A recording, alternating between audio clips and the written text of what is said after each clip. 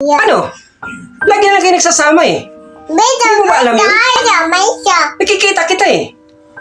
Mahal mo ba siya? Hindi ko mahal yung taong yun! Hindi ka ba naawa sa anak natin? Hindi totoo yan!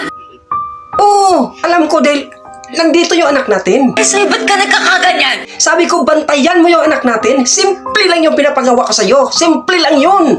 Oh, hindi yun simple! Ano ba nangyari sa'yo? Dahil ganito lang ba ako ngayon? Dahil hindi mo ko pinagkakatiwalaan. Gusto mo ba masira yung relasyon natin? Ano? Gusto mo ba yun? Binibigyan mo ba ako ng ultimatum ngayon? Alam ko, hindi ka naawa sa anak natin? Ha? Tingnan mo. Naiintindihan mo sinabi niya. Ano gusto mo? Mag-break tayo? Maghiwalay tayo. Dali ko lang anak natin. Okay, fine. Sige.